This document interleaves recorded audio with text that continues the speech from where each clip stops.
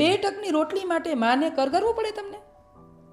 જેને બધું પ્રોપર્ટી રૂપિયા પૈસા તમારા માટે ભેગી કરી છે, એ જ્યારે રડે છે ને એનું જે આક્રંદ હોય છે ને, ક્યારેક ક્યારેક અમારે એને સંભાળવા પડે ને તો એને અમારે ઊંઘની ગોળીઓ આપવી પડે છે. તમે 25 વર્ષનો એક માએ દીકરો કર્યો અને પછી તમારા 5 એટલે કે 25 દિવસના પ્રેમ માટે તમે લ્યો છો, તો માનો પ્રેમ 25 વર્ષનો પ્રેમ તમને ભૂલાઈ ગયો ને 25 દિવસના પ્રેમ માટે તમે તમારી જાન શું કામ દઈ દો છો? ઉમરાવાળી માને પૂછતા નથી અને હંમેશા માણસો ડુંગરાવાળી માની માનતા રાખે છે કે માં તું મને આમ આપજે, માં તું મને આમ આપજે. તો આ માની નિશાસા લ્યો છો તો ઓલી માં શું કરે?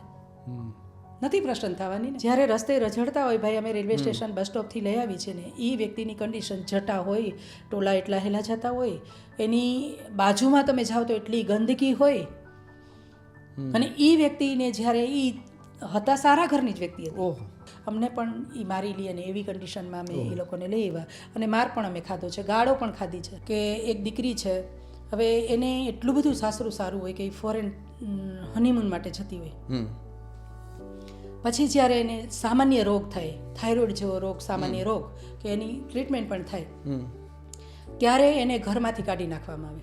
તો આ જ્યારે આપણે સાંભળીએ ને ત્યારે એ એટલું બધું દુઃખ થાય કે એ દીકરીનો વાંક શું? તેમ શ્વાસે પણ ન આવ્યા હોય કોઈ પરિવારજન. હા, એક બા હતા, એમનું ફેમિલી હતું. અમે કીધું હતું કે હવે અમારે કંઈ તમારી સાથે કંઈ લેવા દેવા નથી, તમે કરી આવો અગ્નિ સંસ્કાર. એક દાદાને, અમારું આશ્રમ છે બા માટે, દાદા રોટલી ખાય ને એના ઘરમાં, એના કરતાં એને ઝાઝી ગાળો ખાવી પડતી હતી. એ દાદાએ સહારા ઘરની વ્યક્તિ, એ કે બેટા મને તું ગમે ત્યાં રાખો પણ મને ત્યાં તમારા આશ્રમમાં રાખો. પણ દાદા મેં કીધું મારે તમને હું આખો દિવસ રાખું, રાત્રે ન રાખી શકું, અમારો આશ્રમ ઓનલી બા માટે છે. કરોડો રૂપિયાની પ્રોપર્ટી, તો 2 રોટલી ખાવા માટે એને કાંઈ કરવું પડે. મા બાપ ગયા પછી પાછા આવવાના નથી, તો એનો જે પ્રેમ છે ને એ ગયા પછી બધાને ફીલ થાય છે. તો હું એમ કહું છું કે પહેલાં કરો. એ ગુજરી ગયા પછી ઘણીવાર દાડા ને આ ને તે ને એની પાછળ જમણવાર ને ખર્ચા અને બહુ મોટું ઉત્સવો કરે ને તમે ભજન કીર્તન રાખે ને, બરાબર. તો જ્યારે જીવતાજી જાણી લ્યો ને મુવા પછી પીપળે પાણી રેડવાનો શું અર્થ છે? ગીતાબેન, તમને ગુસ્સો આવે છે ક્યારેય સમાજ ઉપર? કારણ કે તમે તો આ બધું જોવો છો. આપણે એક બાજુ સરસ વાતો કરી લઈએ છીએ, આપણે સાંભળી લઈએ છીએ, પરંતુ તમે તો આ બધા દ્રશ્યો રોજ જુઓ છો. ક્યારેક ગુસ્સો આવે છે, ક્યારેક દુઃખ થાય છે, ક્યારેક પીડા થાય છે? દુઃખે થાય છે, પીડાય થાય ને ગુસ્સોય આવે. ક્યારેક એવું થાય કે કોઈ સમાજમાં એટલા બધા ઘણા કિસ્સા છે કે દહેજ માટે થઈને દીકરીઓને જ્યારે આવું કંઈ એને ત્રાસ આપવામાં આવતો હોય, અથવા કોઈ કારણ એવું હોય કે જેથી સંતાનો નથી થતા, તો એમાં સ્ત્રીનો દોષ. ઘરમાં કંઈ ઝઘડા થાય છે તો કે સ્ત્રી હમણાં ભૂત વળગ્યું છે ને ઓલું થયું છે ને એમ કરીને ડામ દેતા હોય, સાંકળે બાંધીને રાખતા હોય. એને જે ખરાબ ધંધો, જે રસ્તે સ્ત્રીને જવું ન જોઈએ એ રસ્તે જવા માટે એને મજબૂર કરવામાં આવતી હોય કે ઘરનું પૂરું નથી થતું તો સ્ત્રીએ આ બિઝનેસમાં જઈને આ ધંધો કરવો જોઈએ. તો આ બધી વસ્તુ જ્યારે થાય છે ને ત્યારે મને ખરેખર અંદરથી એટલું બધું દુઃખ થાય છે ને કે માં ને સ્ત્રી ને જે પુરુષો એમ કહે કે અમે આને માં માની છે, આને દીકરી માની છે, તો એની ઉપર શું કામ આ બધી વસ્તુ કેમ થાય છે? તો આ સમાજમાંથી દૂર દ્રષ્ટિ કેમ નથી દૂર કરી શકતા કે જે દીકરી દુઃખી છે એને નહીં, તમે જે કાંઈ છે સમાજમાં જે ડિસ્પ્યુટ છે કે જે કાંઈ છે એનું શિકાર બીજાને શા માટે બનાવો છો? તમને ગુસ્સો બીજા ઉપર છે ને તમે ગુસ્સો બીજે થાવ છો. ઘણીવાર આ પ્રેમ પ્રકરણમાં ઘણીવાર મેં જોયું છે કે આજે ઘણા દીકરાઓ કરતા હોય, ઘણી દીકરીઓ કરતા હોય. શા માટે? જિંદગી આટલી કિંમતી છે. તમે 25 વર્ષનો એક માએ દીકરો કર્યો અને પછી તમારા 5 એટલે કે 25 દિવસના પ્રેમ માટે તમે લ્યો છો, તો માનો પ્રેમ 25 વર્ષનો પ્રેમ તમને ભૂલાઈ ગયો ને 25 દિવસના પ્રેમ માટે તમે તમારી જાન શું કામ દઈ દો છો? રાઈટ. જ્યારે રસ્તે રઝળતા હોય, ભાઈ અમે રેલવે સ્ટેશન બસ સ્ટોપથી લઈ આવી છે ને, એ વ્યક્તિની કન્ડિશન જટા હોય, ટોલા એટલા હેલા જતા હોય, એની બાજુમાં તમે જાઓ તો એટલી ગંદકી હોય, અને એ વ્યક્તિને જ્યારે એ હતા સારા ઘરની જ વ્યક્તિ હતી, આજે કરોડોપતિની વ્યક્તિ છે, એવી છે જે કિલો સોનું પહેરતી હતી એવી વ્યક્તિ છે, જે સારું વર્ક કરતી હતી એવી વ્યક્તિ છે, અને એ વ્યક્તિને જ્યારે આવું થાય ત્યારે એ વ્યક્તિને કેટલું દુઃખ થયું હશે. એટલે એની કન્ડિશન પાગલ થઈ ગયા, ગાંડા કહીને આપણે. 100% જ્યારે અમારે ત્યાં આવ્યા ત્યારે 100% મેન્ટલી પ્રોબ્લેમવાળા છે. હવે એને 100%માંથી અમારે ધીમે ધીમે આમાં લઈ આવવા તો કેટલો સમય લાગે.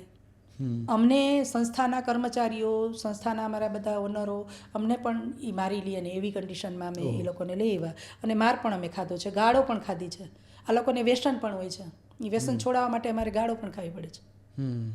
તમાકુના ને બધા વ્યસન હોય તો એ વ્યસન છોડાવો એટલે એ લોકોને ન ચાલે એના વગર, તો એ અમને મારે પણ છે. અને ગાળો તો રોજ બોલે. પછી 40 બહેનો એવા છે, 40-42 બહેનો કે જેને અમે એના ફેમિલી ટીવીના માધ્યમ દ્વારા, આજે વાત ગુજરાતીના માધ્યમ દ્વારા અમારે 2-3 બહેનોને મોકલા છે. અમે આઉટ સ્ટેટના બહેનો, આસામના એક બેન હતા, તમારું વાત ગુજરાતીમાં એ લોકોએ જોયા હશે એ બેનને. અને એવી રીતે અમારું કોન્ટેક થઈ, પોલીસ દ્વારા કોન્ટેક કર્યો, કલેક્ટર દ્વારા કોન્ટેક કર્યો, અને એ રીતે અમે એ બેનને છે કે આસામમાં અહીંયાથી મોકલી પણ દીધા છે. તો એમના ફેમિલીને આપણે સારા થઈ જાય ને તો એમના ફેમિલી લઈ પણ જાય છે. એટલે આપણે આશ્રમમાં રાખવાના નથી. એનું ડેવલપ કેવી રીતે થાય. ઘણી છોકરીઓ નાની છે તો એને કોમ્પ્યુટર શીખવું હોય તો અમે કોમ્પ્યુટર શીખડાવીએ છીએ. એને પગભર થવાની જે કંઈ ઈચ્છાઓ છે તો અમે એને નવું વર્ક આપીએ છીએ. કાંઈ ન હોય તો મગ અને ચણા ભેગા કરીને આપીએ કે જેથી કરીને એ લોકો કન્ટિન્યુ એનું માઇન્ડ એમાં રહે. એટલે નાની છે દીકરીઓ છે અને અમે પૂરા પ્રયત્ન કરીએ છીએ કે એમની ક્યાંક જો સારી દીકરી હોય તો સગાઈ પણ આપણે કરી દઈએ. અને એક બે દીકરીઓની સગાઈ પણ કરી છે આપણે, લગ્ન પણ કર્યા છે અને ઘર પણ એનું સારું ચાલે છે. કહેવાય ને આમ આશા માણસની મરી જાય એટલે પછી જીવન છે કપરું બની જાય. તો આ જે વૃદ્ધાશ્રમોમાં જે વૃદ્ધ માતાઓ રહેતા હોય છે, આપને ત્યાં બાનુકર વૃદ્ધાશ્રમમાં પણ જે વૃદ્ધ માતાઓ છે એમનું શું જીવનમાં હવે હોય છે, શું જીવનમાં તેમની આશા હોય છે, કયું કારણ એવું હોય છે કે જે તેમને ટકાવીને રાખે છે? હવે એમને એવું થાય છે કે આ મારું ઘર છે, મારા ઘરમાં મારે અહીંયા શાંતિથી રહેવું છે. પણ એક આશા એને ઊંડે એવું છે કે હું સાજી થઈ જઈશ ને સરખી થઈ જઈશ ને એટલે મારું ફેમિલી મને લઈ જશે. હવે એનું ફેમિલી ખરેખર અમે ઘણા બધા પ્રયત્નો કરીએ છીએ. આજે બેરી મૂંગી એક દીકરી છે મંગળા, હવે એના ફેમિલીની અમને એને લખાવીએ છીએ. એનું અમે આવી રીતે ટીવીના માધ્યમ દ્વારા એને જોવે તો એના સગા કોઈ આવે, અમે એવા પ્રયત્નો કરીએ છીએ કે એના સગા મળી જાય. અમે ગમે એટલો પ્રેમ કરીએ ને પણ એના ફેમિલી જેટલો તો પ્રેમ કરી જ નથી શકવાના. આજે 17 પૌત્રાની પૌત્રીની વાત કરું છું, એમને તો અમે સમજાવીને મોકલા જ એમને ઘરે કે તમે એમને લઈ જાઓ, અમે અહીંયા સાચવશું પણ તમારા જેટલો પ્રેમ નહીં કરી શકીએ. ઘણા વૃદ્ધ માતાઓ અહીંયા એક્સપાયર થઈ જાય છે, એને ગુજરી ગયા પછી બધું જ અમે કરીએ છીએ કારણ કે એને વાલી વારસ કોઈ હોતું જ નથી અને કોઈ આવતું પણ નથી. તો એમની જ્યારે અગ્નિ સંસ્કાર કરીને એમના અસ્થિ પણ અમે જ પધરાવા જાય છે. પણ ઘણીવાર એમનું ફેમિલી હોય અને જ્યારે નથી આવતું ને અમે ઘણીવાર એ લોકોને ફોન કરીએ છીએ, ઘણું કરીએ છીએ પણ એમને લઈ જ નથી જવા. તો શું કરીએ? તો અમે એમને પાછા રસ્તે રજડતા તો કરી જ નથી શકવાના. એવો કિસ્સો કોઈ બને છે કે અંતિમ શ્વાસે પણ ન આવ્યા હોય કોઈ પરિવારજન? હા, એક બા હતા, એમનું ફેમિલી હતું. અમે કીધું હતું કે હવે અમારે કાંઈ તમારી સાથે કંઈ લેવા દેવા નથી, તમે કરી આવો અગ્નિ સંસ્કાર. અને અમે અગ્નિ સંસ્કાર કરી આવ્યા. તમે નહીં માનો, એક વખત પોસ્ટમોર્ટમ રૂમમાં લઈ ગયા હતા, હું નહોતી. અને પોસ્ટમોર્ટમ રૂમમાં લઈ ગયા પછી અહીંયાથી ગયા એટલે હું આવી એટલે મેં કીધું ક્યાં આવી છે? આ બાદ એને એટેક આવ્યો એટલે એ તો તાત્કાલિક એક્સપાયર થઈ ગયા. 10:30-11 હું પોસ્ટમોર્ટમ રૂમમાં, મને ડૉક્ટરોએ ના પાડીને છતાંય હું પોસ્ટમોર્ટમ રૂમમાં જઈ અને એને તુલસી પત્ર અને ગંગાજળ પીવડાવીને બાની માફી માંગી કે બા અમારાથી કંઈ હાલો, એના સંતાનો તો અમને આવ્યા જ નથી, ખબર જ નથી, પણ અહીંયા રહ્યા હોય તો અમારાથી ક્યારેક તો કંઈક થઈ જતું હોય એના હિત માટે, પણ ક્યારેક આપણે ખીજાઈ જતા હોય, બોલી જતા હોય તો એમની માફી અમે માગીએ છીએ. પણ એમના સંતાનો કે એમના વ્યક્તિઓને કોઈ દિવસ પાણી નથી હલતું. આ સમાજની વાસ્તવિકતા છે. શા માટે અમારા આ 42 બહેનો અહીંયા છે તો એમના વાલી વારસ લઈ જવા જોઈએ ને? કેમ નથી આવતા? કેમ નથી લઈ જતા? અને એ દીકરીને હું રસ્તે રઝળતી પણ નથી કરી શકતી. હું કોઈ જગ્યાએ આપણે એમ બધા એમ કહીએ કે આશ્રમ હોવા જ ન જોઈએ, પોતપોતાના નહીં હોય તો ક્યાં સાચવશે? પોતપોતાના સાચવશે. સમજી લો કે આ પહેલાં હતો જ નહીં. અમારે બાનુઘર વૃદ્ધાશ્રમ અમારે નિરાધાર આશ્રમ કરવાનું જ નહોતું, તો અમારે કરવું એટલે પડ્યું છે કે નથી લઈ જતા એ દીકરીને કે એ બાને નથી લઈ જતા. તો શું કરવું? એક દાદાને, અમારું આશ્રમ છે બા માટે, દાદા રોટલી ખાય ને એના ઘરમાં એના કરતાં એને ઝાઝી ગાળો ખાવી પડતી હતી. એ દાદાએ સારા ઘરની વ્યક્તિ એ કે બેટા મને તું ગમે ત્યાં રાખો પણ મને ત્યાં તમારા આશ્રમમાં રાખો. પણ દાદા મેં કીધું મારે તમને હું આખો દિવસ રાખું રાત્રે ન રાખી શકું. અમારો આશ્રમ ઓનલી બા માટે છે. કરોડો રૂપિયાની પ્રોપર્ટી તો 2 રોટલી ખાવા માટે એને કાંઈ કરવું પડે નહીં. એ ઠંડી રોટલી જ રાખી દીધી હોય એને જે રાખી દીધું એ ખાઈ લેવાનું સોફા ઉપર કે ઘરમાં ક્યાંય બેસવાનું નહીં ગંદુ થાય. આ વાસ્તવિકતા છે. ખૂબ ભારે હૃદય અમે સાંભળી રહ્યા છીએ, દર્શક મિત્રો પણ ખૂબ ભારે હૃદય સાંભળતા હશે. ગીતાબેન, ક્યારે આપ કઈ રીતે આ સાથે જોડાયા, કઈ રીતે આપને આટલી લાગણી આવી? અને આ સાંભળીને કદાચ કોઈ લોકોને ઊંઘ નહીં આવે, તમને ઊંઘ આવે છે આ બધું સાંભળીને જોઈને? આમ તો જોવા જાવ ને તો મારો બર્થ ભાગવત વિદ્યાપીઠ સોલા અમદાવાદ ખાતે.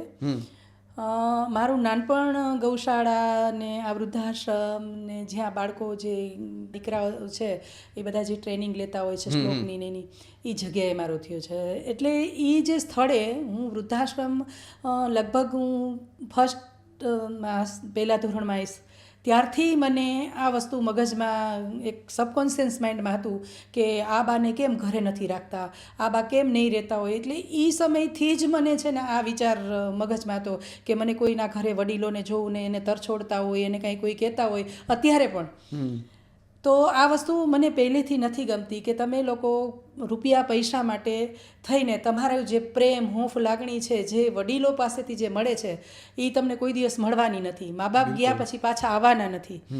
તો એનો જે પ્રેમ છે ને એ ગયા પછી બધાને ફીલ થાય છે. તો હું એમ કહું છું કે પહેલાં કરો. એ ગુજરી ગયા પછી ઘણીવાર દાડા ને આ ને તે એની પાછળ જમણવાર ને ખર્ચા અને બહુ મોટું ઉત્સવો કરે ને તમે ભજન કીર્તન રાખે ને બરાબર. તો જ્યારે જીવતાજી જાણી લ્યો ને મુવા પછી પીપળે પાણી રેડવાનો શું અર્થ છે? જે મારું આ સ્લોગન વારંવાર હું કહું છું કે ઉમરાવાળી માને પૂજતા નથી અને હંમેશા માણસો ડુંગરાવાળી માની માનતા રાખે છે કે માં તું મને આમ આપજે, માં તું મને આમ આપજે. તો આ માની નિશાસા લ્યો છો તો ઓલી માં શું કરે? નથી પ્રસન્ન થવાની ને.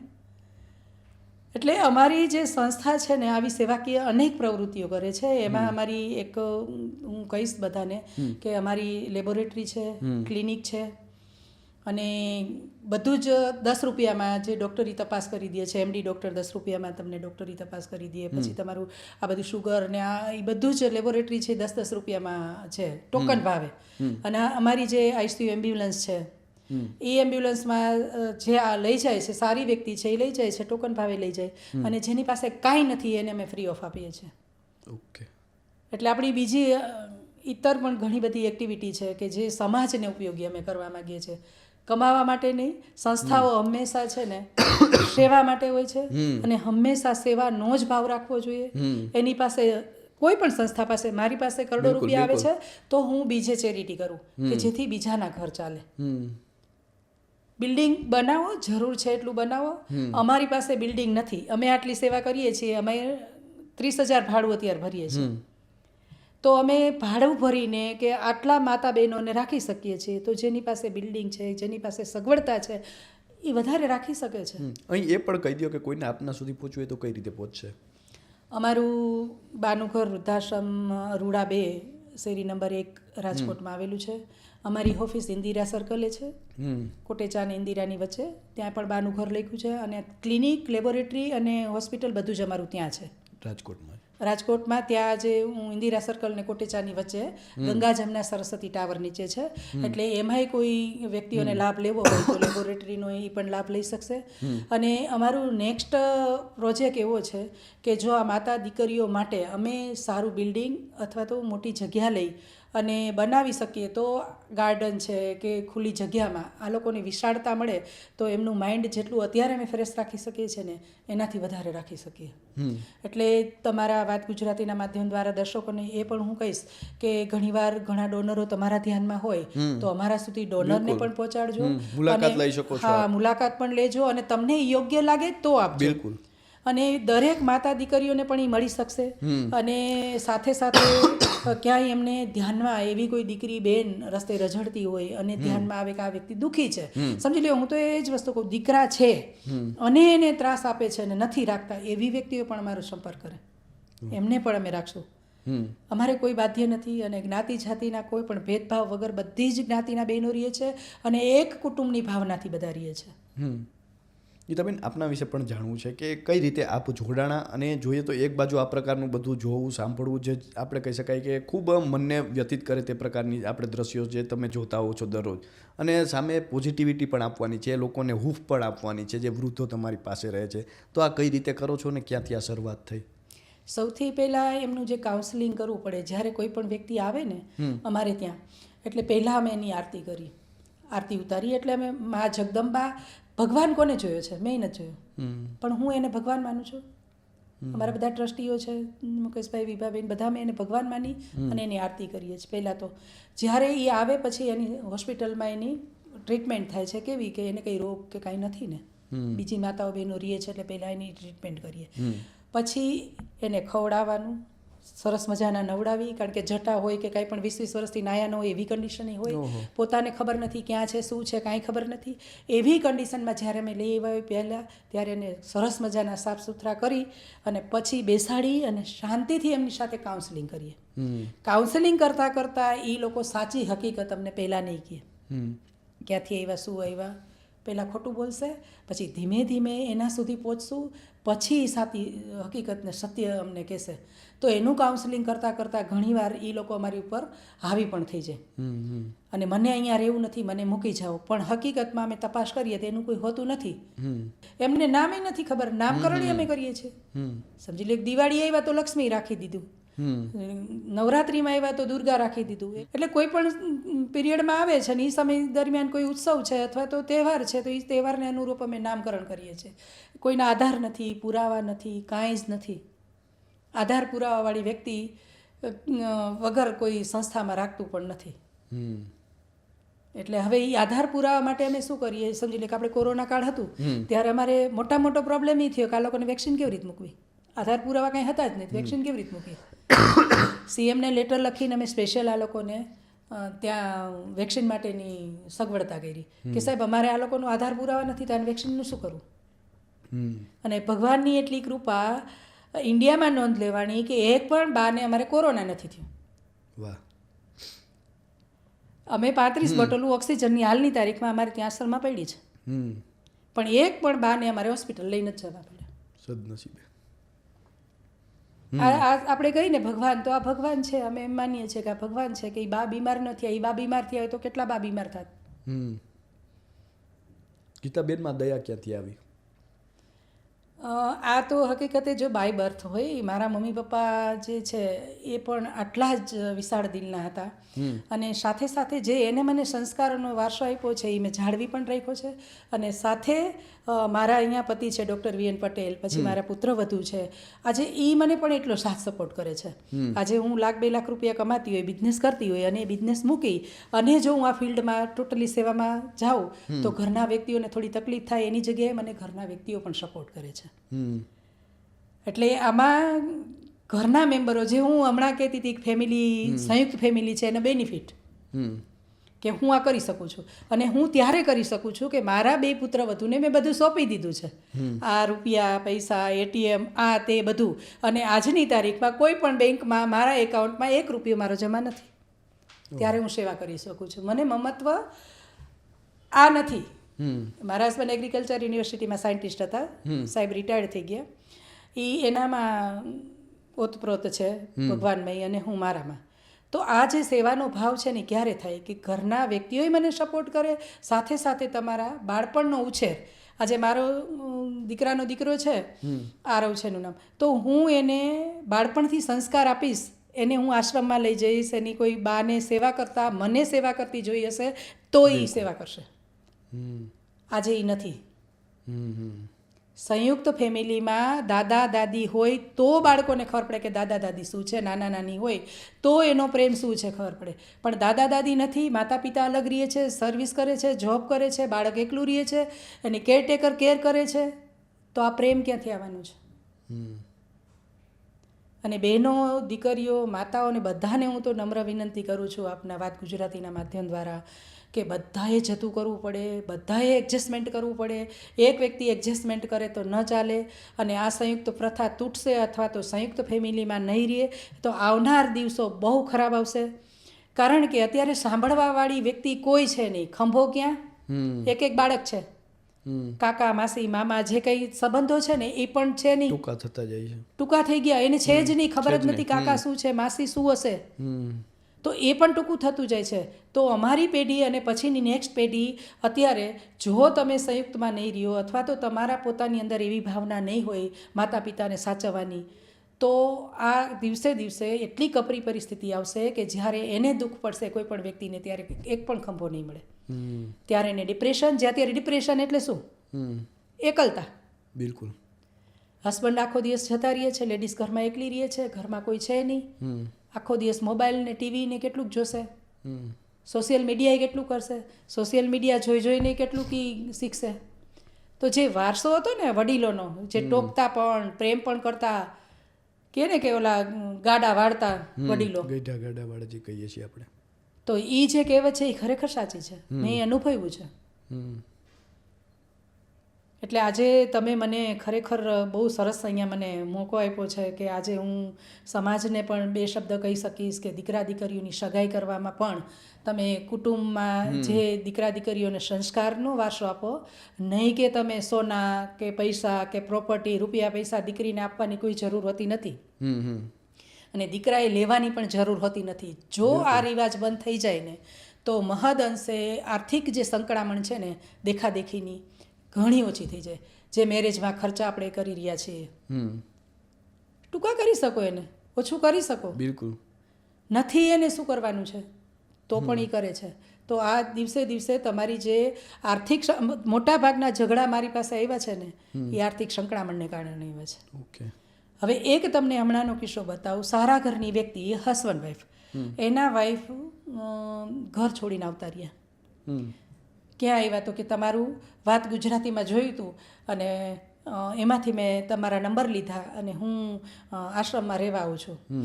15-20 દિવસ અમને બેનને રાખ્યા, સમજાવ્યા, એમના ફેમિલીને બોલાવ્યા, સમાધાન કરી દીધું અને એમને મોકલી દીધા. હસબન્ડ વાઈફને તો સમાધાન ન થયું. તો હું એમ કહું છું કે પતિ પત્ની એના સંતાનો માટે પછી ન જીવી શકે, ન એડજસ્ટમેન્ટ કરી શકે. ફાયદો શું થયો? દીકરી તો ગુમાવી દીધી. બિલકુલ. પછી એ પાછા એના હસબન્ડ એને છોડીને જતા રહીએ છે. તો આ સમાજ, આપણા સમાજમાં આ જરૂરી છે, આ સુધારો લાવવાની જરૂર છે. બહેનોની અપેક્ષાઓ એના પતિની ઇન્કમ છે એટલી હોવી જોઈએ. સમજી લે કે એના પતિની ઇન્કમ 20,000 રૂપિયા છે તો 20,000માં એનું ઘર ચલાવવાની એની કેપેસિટી હોવી જોઈએ કે ભાઈ મારા હસબન્ડની કેપેસિટી 20,000ની છે તો એને 10,000નો ખર્ચ કરવો જોઈએ. એની જગ્યાએ 20,000ની ઇન્કમની જગ્યાએ 50,000નો ખર્ચ કરે તો કેવી રીતે પૂરું થશે? બિલકુલ.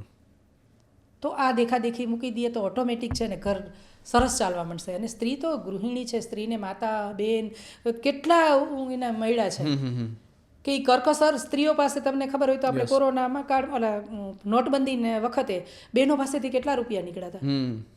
એના પતિ 10,000 રૂપિયા આપે તો બેન 5,000 રૂપિયા બચાવે છે. એટલી કરકસરવાળી સ્ત્રીઓ છે.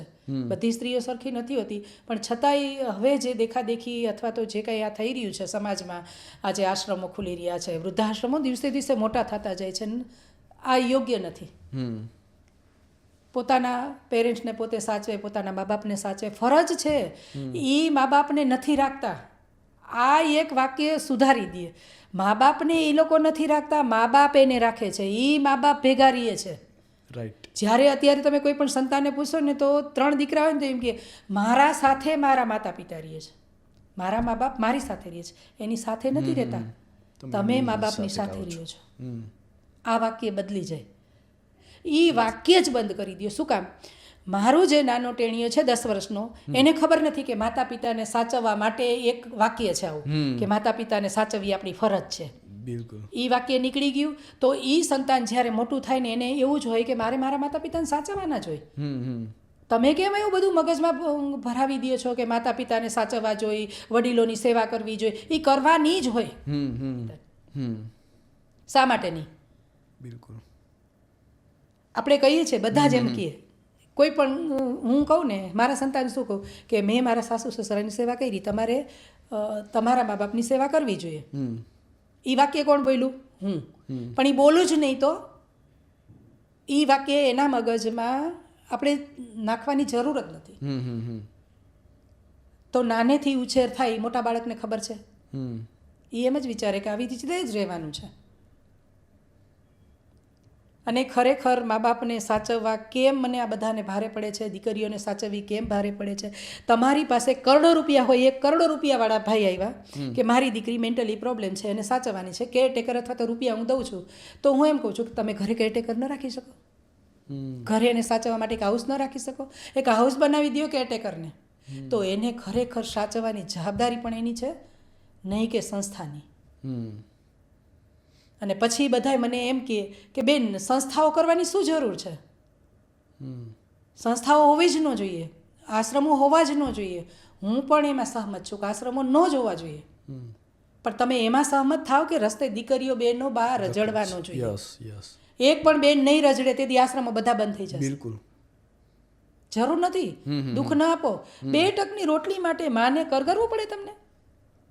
જેને બધું પ્રોપર્ટી રૂપિયા પૈસા તમારા માટે ભેગી કરી છે, તો આ સમાજ માટે તમે કહો કે આપણો સમાજ સંસ્કૃતિ આપણા જે વારસો છે એ ક્યાં છે? પહેલાં આવું નહોતું થતું કેમ? પહેલાં તો 10-10 દીકરાઓ હતા, સંતાનો 10-10 સંતાનો હતા, અને એક જ નાનો એવો કટકો ખેતી નહોતો, અને એમાં બધાનું સંયુક્ત ફેમિલીમાં પૂરું થઈ જતું. નાનું ઘર હતું, તોય નાના ઘર, એટલા નાના ઘરમાં ગાયો ભેંસો ને બધા સાથે રહેતા હતા, અને આનંદ પ્રેમથી રહેતા હતા. ટેન્શન નામે કાંઈ નહોતું.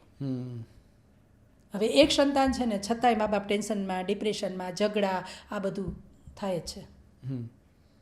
ગીતાબેન, હવે અંતિમ પ્રશ્ન છે કે કોઈ એવો કિસ્સો કે જે આપ આજીવન નહીં ભૂલી શકો, અને સાથે જ એવા ઉપાયો કે જે કોઈ કદાચ કોઈ ઘરના છાના ખૂણે પણ એવી જો વૃદ્ધાશ્રમના વિચારની ગાંઠ વળતી હોય તો તે ગાંઠને આપણે થોડી ઉકેલવી છે, તો એવો કોઈ કિસ્સો કે જે ક્યારેય ન ભૂલી શકાય, અને હવે આનો ઉપાય શું છે કે કોઈ એવા જે આપણે કહી શકાય કે વડીલોને છે તે ઘરમાં રાખી શકાય ને સૌ સાથે મળીને રહી શકીએ? એક 2-3 કિસ્સા એવા છે કે ટીવીના માધ્યમ દ્વારા આપણે નામ ન લઈ શકીએ, પણ હું એમને એમ કહું કે એક દીકરી છે, હવે એને એટલું બધું સાસરું સારું હોય કે એ ફોરેન હનીમૂન માટે જતી હોય, પછી જ્યારે એને સામાન્ય રોગ થાય, થાઇરોઇડ જેવો રોગ, સામાન્ય રોગ કે એની ટ્રીટમેન્ટ પણ થાય, ત્યારે એને ઘરમાંથી કાઢી નાખવામાં આવે, અથવા એ એના પતિ અને એનો દેર છે કુંવારો, એને તાબે નથી થતી દેરને, તો ચારિત્રહીન કહી અને એ દીકરીને ઘરમાંથી હાંકી કાઢવામાં આવે. તો આ જ્યારે આપણે સાંભળીએ ને ત્યારે એ એટલું બધું દુઃખ થાય કે એ દીકરીનો વાંક શું? એના ઘરમાં સાસુ નથી, તો એને આવી રીતે ત્રાસ આપી અને પછી એને તાબે નથી થતા તો કાઢી મૂકવી છે. એક દીકરી છે કે જેને સમજણ નથી, માનસિક સ્થિતિ સારી નથી, એના ઘરના એને પોતાને ટોર્ચરિંગ કરે છે અથવા એને માનસિક ત્રાસ આપે છે અને એને ન કહેવું જોઈએ એવા એના દુરુપયોગ કરે છે, તો આ સમાજને શું કહેશું? તો એ છાને ખૂણે એ દીકરીનું શું? તો એ છાને ખૂણે જે દીકરી રોવે છે એના આંસુનું શું? અને જ્યારે પછી પાછી આવે છે ત્યારે દુઃખની વાત એ છે કે એના મા બાપ પણ એને સંકરવા તૈયાર નથી, એના ઘરના વડીલો પણ એને સંકરવા તૈયાર નથી. ત્યારે એને બદચલન કહેવાવાળી વ્યક્તિ પણ એના સમાજની, એના ઘરની, એના ફેમિલીની છે. આ વ્યથા આ દીકરી ક્યાં જઈને કહેવાની છે? અને એ જ્યારે રડે છે ને એનું જે આક્રંદ હોય છે ને, ક્યારેક ક્યારેક અમારે એને સંભાળવા પડે ને તો એને અમારે ઊંઘની ગોળીઓ આપવી પડે છે, કારણ કે એની ઉપર જે અત્યાચાર થયો હોય છે ને એ અત્યાચાર એ ઘણીવાર ભૂલતા પણ નથી. અને ઘણીવાર એક બેન છે, એને પ્રેગ્નન્સીમાં કે ગમે તે એની સાથે બનાવ બન્યો હશે, આજની તારીખમાં એ પોતે એવું જ વિચારે કે મારા પેટમાં બાળક છે અને મારે ડિલિવરી કરવા જવું છે, એના મગજમાંથી નીકળતું જ નથી. આમ એને તમે કોઈ પણ પિક્ચર કહો, ગીત ગાઈ દઈએ, ઓલું કરી દઈએ, બધું જ કરી દઈએ, એને તમે ગમે ત્યારે ગમે એ વસ્તુ કહો ને, કોઈ પણ હીરોનું નામ દો તો એના સોંગ બધું જ ગાઈ દઈએ, પણ એક કેસેટ એક જ જગ્યાએ ચોંટી ગઈ છે. અને ડૉક્ટરો બોલાવ્યા, એની બધી ટ્રીટમેન્ટ કરાવીએ છીએ, પણ હજી કેસેટ એક જ જગ્યાએ ચોંટેલી છે કે મને આ લોકોએ આવું કર્યું, મને આ લોકોએ આવું કર્યું. તો એ કોઈની દીકરી, બેન, પત્ની હશે તો ખરી ને? બિલકુલ. બધા પુરુષો એવા છે અથવા ઘરના વ્યક્તિ એવા છે એવું આપણે નથી કહી શકતા, પણ રસ્તે જે રજડે છે અથવા તો રસ્તા ઉપર આવી ગયા છે એની વ્યથા છે, એ હકીકત છે, વાસ્તવિકતા છે. તો એ વાસ્તવિકતાને દૂર કરવા માટે સમાજ અને આજે ભાઈઓ બહેનો બધા જ જેટલા સમાજમાં રહીએ છે ને એ બધાય જવાબદાર છે ને બધાએ આપને સપોર્ટ કરવો જોઈએ. અમને પણ સપોર્ટ કરવો જોઈએ કે જે વ્યક્તિ છે તમારા ધ્યાનમાં આવી છે તો એને લઈ જાઓ. આજે તમારા વાત ગુજરાતીના માધ્યમ દ્વારા કોઈ દીકરી તમારી છે તો હું એમ કહું છું કે એને પ્રેમ હું લાગણી આપો, અહીંયાથી લઈ જાઓ બાના ઘરમાંથી. તમારી જ છે ને તમે લઈ જાઓ. અમે એને સારી કરી દીધી, સાજી થઈ ગઈ છે, પછી શું? પણ પછી એ નથી થતું એટલે દુઃખ થાય છે. અને ઘણા છે તો અમને ચોખ્ખું જ ના પાડી દે કે અમે તો એ બાને શું કરવાનું. અને એ બા કહે છે કે હું જિંદગી આખી અહીં રહીશ પણ મારે કોઈ દિવસ જવું નથી. મારે અર્થી એટલે કે હું ગુજરી જાઉં પછી મારા ડેડ બોડીને હાથ પણ અડાડવા દેતા નહીં મારા દીકરાને કે કોઈને. અને આ ખરેખર મને તો હવે ઘણીવાર આ બધી વસ્તુથી એટલું બધું આમ હૃદય ભરાઈ જાય છે. મને આમાં કોલેસ્ટ્રોલ આવી ગયું કે આ લોકોની વ્યથા સાંભળીને. બિલકુલ. એટલે બહુ અઘરું છે. આ બધાને સાચવવા પણ અઘરા છે અને એમની વ્યથા સાંભળવી પણ અઘરી છે. એમને નજીકથી તમે સાંભળો તો બધાના દુઃખ પણ એટલા અંદર ઊંડાણ એટલું બધું છે કે એ માનસિક ક્યારે થઈ જાય, ગાંડા ક્યારે વ્યક્તિ થઈ જાય. અને હવે એ વ્યક્તિ એટલી સુધરી ગઈ છે તો અમને સાંભળે છે, અમે કંઈ માને છે, ઘરમાં કામ કરે છે. વારસ આટલા જેટલા બા છે એમનું કોઈનું પણ વાલી વારસ મળે અને અમારી પાસેથી લઈ જાય એવું હું તમારા વાત ગુજરાતી દ્વારા વિનંતી કરીશ કે અમારે કોઈ પણ બાને અમારા ઘરમાં કાયમી રાખવા નથી. તમારા છે તમે લઈ જાઓ અને એ દુઃખી ન થાય એના માટેના પ્રયત્નો કરો, રસ્તે રઝળે નહીં. અને આ આપણું ફેમિલી છે, આપણું કુટુંબ છે અને ભારત દેશ એવો છે કે જ્યાં લાગણી, પ્રેમ, હૂંફ હજી પણ જળવાઈ રહ્યા છે. બિલકુલ. તો ગીતાબેન, અમારી સાથે જોડાવા બદલ અને આપનો કિંમતી સમય આપવા બદલ ખૂબ ખૂબ આભાર. તો આ હતા ગીતાબેન અને તેમને જે રીતે વાત કરી છે અને આ કોઈ કહી શકાય કે કોઈ બીજી જગ્યાની વાત નથી, આપણા સમાજની જ વાતો છે. તમે ખૂબ ભારે હૃદય સાંભળી હશે. આજકાલ આપણે સોશિયલ મીડિયામાં અનેક સંબંધો સાચવતા હોઈએ છીએ, પરંતુ જે તમારે ઘરમાં સંબંધ છે, જે કહી શકાય કે જે નાળ સાથે જોડાયેલો નાતો છે, ત્યાં પણ થોડી હૂંફની જરૂર હોય છે. તો આશા રાખીએ કે આ કોઈ જ્ઞાન દેવાની વસ્તુ નથી, પરંતુ સમાજને એક અરીસો દેખાડવો છે કે આપણા સમાજની એક આ પણ વાસ્તવિકતા છે. તો અત્યારે બસ આટલું. ફરી મળતા રહીશું વાત ગુજરાતી પર.